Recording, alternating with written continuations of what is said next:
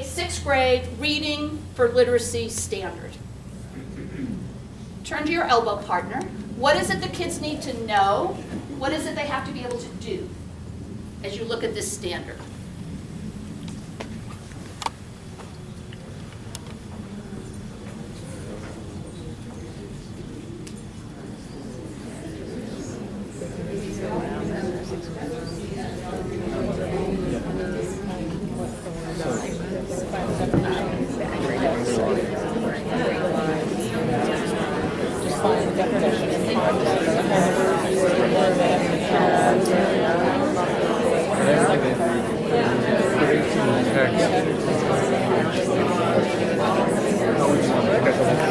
All right, let me pull you back.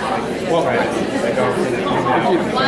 2, 3. There has to be. So there are two things that the students need to be able to do. What are the verbs? Determine and analyze. And then the nouns are going to tell you what it is they need to be able to know, right? So they have to be able to determine the meaning of words and phrases, so that's key. And we're going to focus on figurative, connotative, technical language. But we also want kids to be able to analyze the impact of those specific words. So one of the things I want to encourage you to think about is that as you are preparing a lesson, are you mindful of the standard that you are focused on, or standards? And I want you to take a moment. And this is a quick exercise. You can do it in your head, but you need to be focused on the standards. So often they sit on the shelf. We never look at them unless we bring folks together, we do curriculum. So here's a quick tool that you can take back and use in your schools. And I'm also going to ask you to think about the processes. So I just showed you a standard where we want to determine and we want to analyze. How am I going to measure that? If I'm going to design backwards, I'm going to look at the standard, and then I'm going to analyze that standard to say, so how will I know if my students have got it? What will it look like? So in my deconstructing process, here's a 4th grade standard. And so ask teachers to look at the standard. So what are the skills? And what are the concepts, or the nouns? And then what's the process?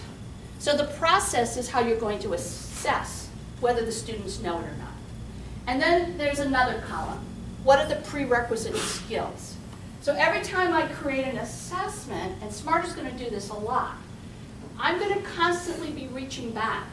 Do I understand what those prerequisite skills are in that learning?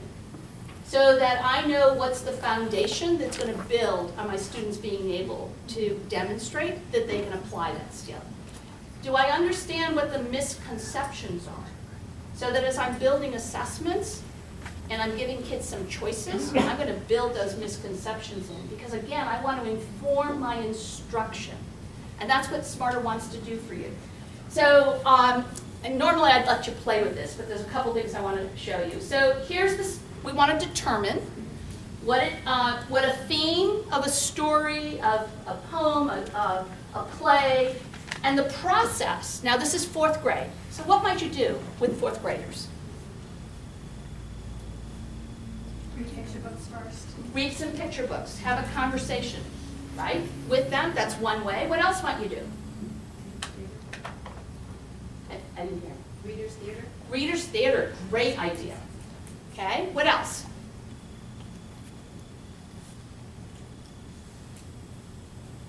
A current song.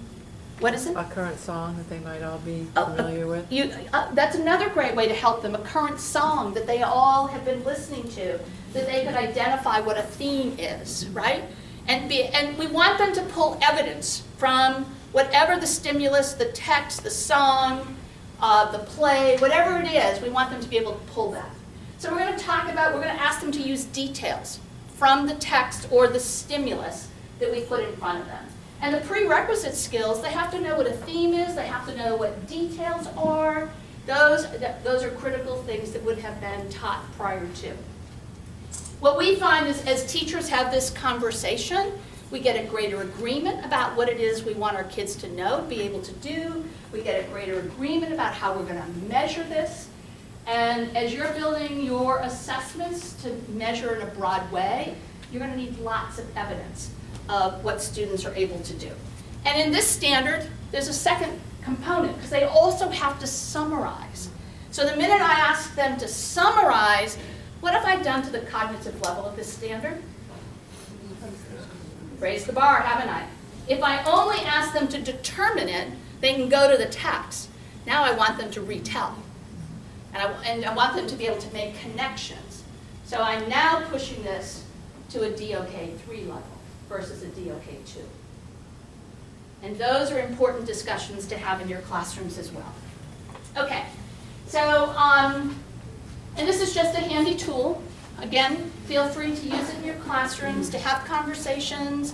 It's a great way to organize a PLC, to get an agreement amongst yourselves. Evidence-centered design. Now, Smarter on your website, a couple of key things. So the way we define evidence-centered design, remember you have to be able to interpret the standards and define what it is kids need to be able to do. Smarter said we need to build a bridge between the standards and assessment, and we need to be able to organize to give teachers back information. So they created claims, and claims are the broad concepts that we're going to organize information, and I'll show you the claims. They also said we got to bundle the standards around priority focus areas, and they call those targets. They also said we need to define the evidence. We need to be explicitly clear about what that's going to look like. And then, as we do that, what's the right kind of task or assessment item to measure that expectation? And then we also have made a commitment that we're going to use performance assessment, where we're going to bundle those standards together so that students can apply. So here's the definitions of claims and targets for your reference. There's 4 claims for reading and 4 claims for mathematics that are going to be the organizers for data reports. And as you see these, you're going to see some connections. So reading complex text, being able to write persuasive arguments, being able to write a narrative piece and an explanatory piece. Speaking and listening. Now, predominantly it will be listening right now. Down the road, as Smarter gets more sophisticated, as more schools across the country have technology with cameras built in, it's probably 4 or 5 years down the road, they will capture students presenting. And then research. So they follow the strands. There's one that's missing. What's missing from the strands in your ELA standards? What's missing? Language. Right? There's a strand for language. The language will be embedded. It's not going to be measured in isolation. It's going to be how students apply it. Now, math looks significantly different. There's 4 claims. Concepts and procedures. It's the content of the Common Core. About 40% of the items will be on the content. And those will be selected response items. They will be drag and drop, all kinds of different things. Problem solving. About 15% of the items are going to focus on students' ability to do the 3 SACS problem. Communicating reasoning. About 30% of the items are going to ask your kids to explain how and why they solved it. Or they'll be given a problem and it will give a description, and they'll have to decide, is it accurate, and explain why or why not. And then modeling and data analysis, where they're going to do a series of constructive response questions and then have to take those concepts and mathematical skills and apply it to a whole new scenario. So we can see, can they transfer the skills? Different way of thinking, and for the folks who know the math standards, these really focus on the mathematical practices, a real shift in what we're asking kids to do. So I'm about out of time, Patrick, right? Let me check. Okay. Yeah, another 3 minutes. Another 3 minutes. Okay. So one of the things I want to suggest to you is that as you are building your units, are you really clear about how are you focusing? How are you building the standards in to your unit? So in claim 1, you've got reading, and you've got literature and informational text. There are 7 targets for each, and what the targets do is the targets actually bundle the standards. So what I just shared with you was that, in fact, and a good example is target 3, which is key details, which is word meaning. And when you look at this, we've got reading standards and we've got language standards that helps teachers to really focus on building that language. So, and these are the targets for reading, and you can see key details, central ideas, word meaning, and what's the depth of knowledge target that we're building in. It's a way of helping you to organize your thinking, and this is for informational text. You'll also see developmental recognition around using text structures and features. You can learn more about this on Smarter Balance website. When you go to that Smarter Balance assessment tab, if you click on it and it turns blue, scroll down, don't go to the drop-down screen, and you'll find test specifications. And the test specifications will help you to look at, so it'll give you sample tasks. It will show you how to think about blending these things in your curriculum and instruction. And I've also, in the PowerPoint, if you would like it, I'll send it to you. I've captured all 3 claims for you so you can see what are the target focuses. So this is speaking and listening. Being able to use language, clarifying message. Claim 4 is research. So you want to make sure, one of the recommendations that I have seen schools working at, are your kids doing at least 4 research projects per year? Kindergarten through 12th grade. Kindergartners, it's big books, it's teacher facilitated. So do the kids know how to plan to do the research? Are they at elementary, can they interpret information? And at middle school, high school, can they analyze and interpret? Are they using different sources? So you want to make sure that they're having that exposure. How do they use evidence? What's their language, their vocabulary? How well are they editing and using technology as well?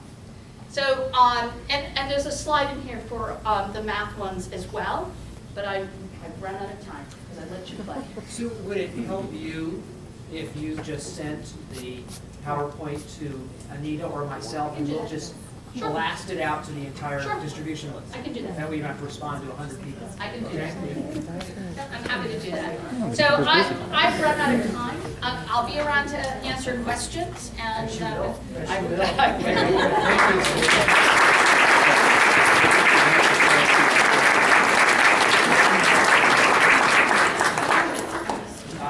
Very informative, but I think you might have raised the anxiety in the room rather than increasing it. Am I right? Yes, indeed. So we may have to figure out a way to get more information out, but that's what Rochelle is here for. Nice segue there. How DOE is going to bring that anxiety level down. Rochelle, no. I don't know what we're doing next. And so I did tell Patrick that would take just a few minutes to share sort of where we are and sort of what's to come. But before we get started, I just want to ask, how many of you are subscribed to the DOE newsroom? So if you're not, please do. Go to the newsroom on that front page, subscribe, because that is the department's key mechanism for getting information out to all of you. And in the coming weeks, you're going to be seeing a number of different pieces of information getting shared through the department. We're in the process of finalizing some details about the rollout for this year, and I'll talk about that in just a second. But that's how you're going to get that information. And so I wanted to just do a check, and it sort of affirmed what I had thought. But again, it'll come right to your mailbox. You can pick the areas that you want to be alerted to, and so you'll be in the know as quick as anyone else will be. So just as a quick review, Sue did talk about the work that Smarter Balance has been doing, and Maine has been a member of that consortium from the beginning. We participated in a field test this past spring. We had over 20,000 students participating in that field test. The field test allowed us to gather some great feedback. That feedback was shared not only with us, and whatever we received, we shared back with the Smarter Balance group, but many folks also wrote directly back to the Smarter Balance consortium, and the feedback was very, very constructive. And it provided some in-depth discussions about the ways items can be constructed, or language, or things that might help the actual assessment task be a little easier for kids. Great feedback, and I know that the folks that are designing the different tasks are taking all of that into account. So now we're moving ourselves into the 14-15 school year. For those of you that are not aware, and again it's posted through the website, we've set the timetable for the assessment for the spring. It is about a 12-week window. And so right now we put in there March 9th is the beginning date. We've just received some information that you may see some clarification. It may be about a week later than that, but we'll go with the March 9th date until I make it official in the newsroom. But from March 9th till May 29th, that's your window for providing the assessments. So we have moved away from that format that we had had in the past, where there was a small time frame for the test to be given. We've also, and this is the adjustment that a lot of our schools are, I think, struggling with and trying to adjust to. We've moved away from the fact that every student in the classroom has to be taking the test at the exact same time. And so many of the questions that we get about schools' capability to move into an online assessment are centered right around that. They'll say, we don't have the technology to have 20 kids in a room taking the test at the same time. And I'll say, why do they have to? You know, again, that's a decision you make locally. That also raises some questions about the paper and pencil version, and I wanted to share with you here, and you'll see in the newsroom in the weeks ahead. This is an online test. This is not an either paper and pencil or online. It's an online test, except for the performance tasks. Anyone that is needing to use a paper and pencil version, and that will be determined by school, will be considered an accommodation for that school. It will be considered an exception, not the rule, because it takes you away from all the benefits. We have tried to work with actionable data. We have tried to work to develop a system that's going to be far more informative. And when you're using the paper and pencil version, you're losing all of that. You lose the continuity of that longitudinal data from year to year. So we do know that there are some schools that have some anxiety about that. We'll be sending out some questionnaires and asking and trying to find out what those concerns are. We may even make some site visits to see what we can do to help and brainstorm what might be possible. But based on our knowledge of Maine schools, and guys, we're ahead of the nation in this, they look to us.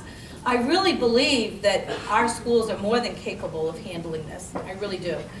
But again, we'll have conversations with those folks that might still be a little worried about that. So what's to come? The first thing that I want you all to be aware of, and if you haven't signed up to take a preview, sign up, is the digital library. As Sue explained, there were a few people that called us after they got in and said, where are all the assessments? It's like, that's not what the digital library is designed to be. It's not a set of assessments. It is tools. It is resources. It has been teacher designed. But there are multiple resources that you can get access to. Right now there is a preview for anyone. There is a link through the newsroom. Put in digital library into the search. It'll bring up the article. If you're having trouble finding that, send either me or Charlene an email and we'll direct you to it. But it will let you get in touch with Bethany Dodge, who will help sign you up. And then in October, in the first few weeks, we will be opening that up for all of the schools in Maine. And you'll get information about how to access that. As we worked forward with the Smarter Balance, we really were thoughtful about wanting to have a comprehensive system. I know I worked in systems, I know you all worked in systems where it was helter-skelter.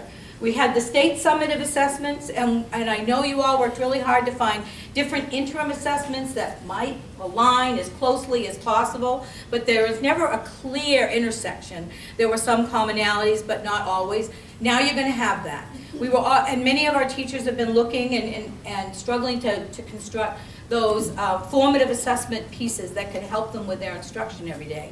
So as we're rolling this out, you'll see that we have all of those components. Now the digital library will be available to teachers K through 12, and we were really thoughtful about that. Initially, we had talked about having it be for 3 through 8 and 11. Those are the assessed grades. But those of us that have been in the classroom a long time realized that it would be really beneficial for the teachers in those other grades to see. As I was a 4th grade teacher for more years than I'll tell you, because that will divulge too many things. But I remember working with the kindergarten, 1st, 2nd, and 3rd grade teachers to show them the things that were on the main assessment way back many, many years ago. Because it wasn't my test. It was really an assessment for all of us. And they needed to know the language. They needed to see what we were doing. Likewise, we felt the same should be the case with the formative assessment library, the digital library. So again, that will be open to all teachers, K through 12, but I want you to know that the items that are in it, the resources that are in it, are designed for 3 through 8 and 11. So that's a clarification you just need to be aware of. But again, everybody will have access to that. These are free. The state of Maine is paying for these. And then in, I think the date that we have right now is early to mid-December, the interim assessments will be available. And those are designed so that there's 2 levels. There's one level of the interim which really will mimic the assessment. So for those of you that want to get a sense of how are the students going to do when it comes time to actually participate in the state summative, that will give you a little preview. But then there will also be smaller components that, once again, can help inform your instruction and will allow you to take a look at student progress. And all of these pieces will have information coming through the newsroom. We'll have some webinars.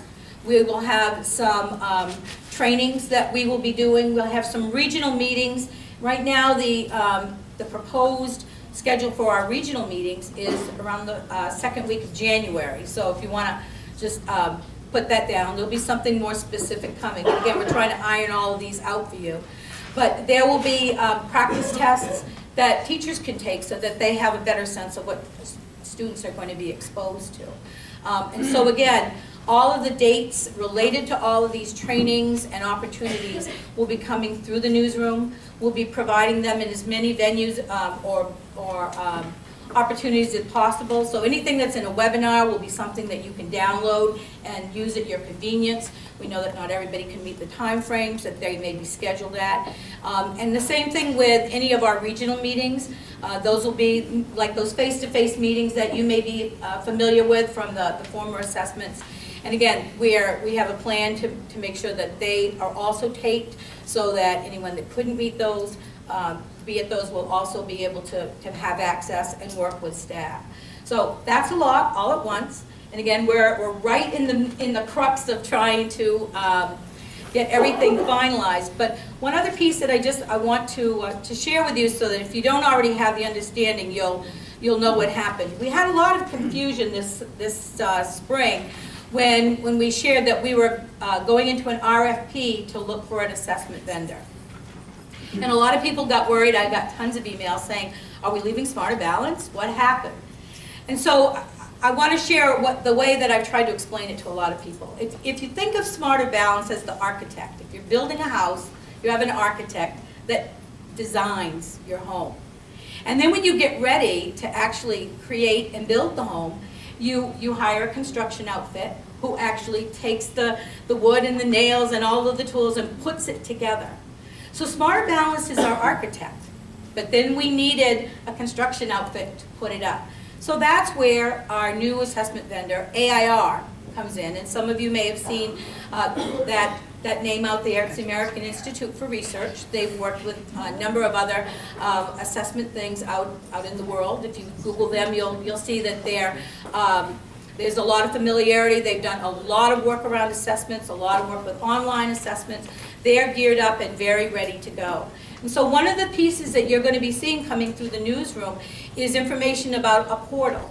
And so they're going to provide you with a portal that may be similar to what you're used to seeing from Measured Progress now. How many of you are used to going and visiting the Measured Progress portal and going in and seeing the tools and the assessment data and whatnot? And so you'll see something very similar to that for AIR. But on that portal, you'll have access to all of these resources that I'm talking about.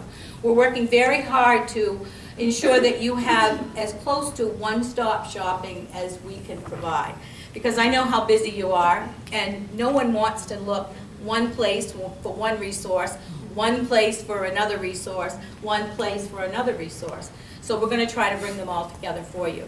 So again, as our dates get solidified, you'll be seeing that in the newsroom. You should be seeing something, I would say, within the next week or so about the digital library, because the preview period does end next week. And then we'll be moving into that portion where all main teachers are going to get access. And we want you to be sure that you have all the information you need to access that. And then, again, as we get more information about the interim and getting access to that, we want you to have that. And then any of the tools for practice, for informing, for getting you ready to work with kids, and with the assessment coming in this spring, they'll all be right there. So some of you probably have a number of questions. I think if you want to put them on the cards, I think we can collect those, and I'll do what I can to answer any of those. And then we're also, your questions may also help us as we think about things that maybe we hadn't planned for, but we really do need to because it's a need that you have. So with that, I think I made it. Very good, Michelle. Thank you so much.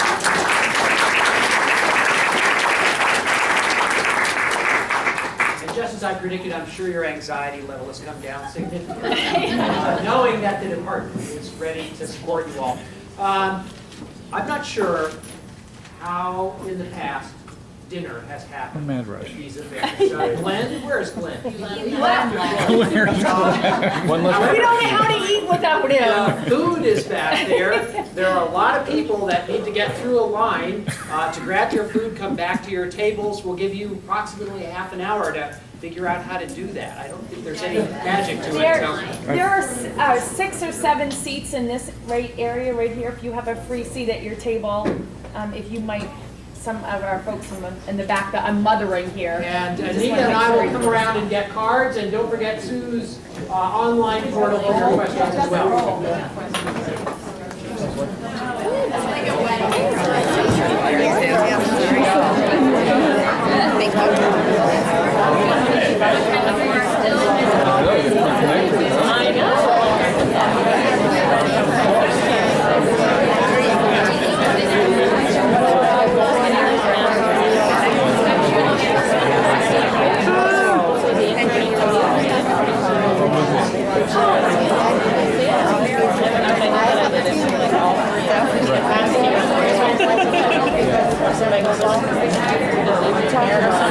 Okay, I'm trying to make it stop. I'm trying to be dense.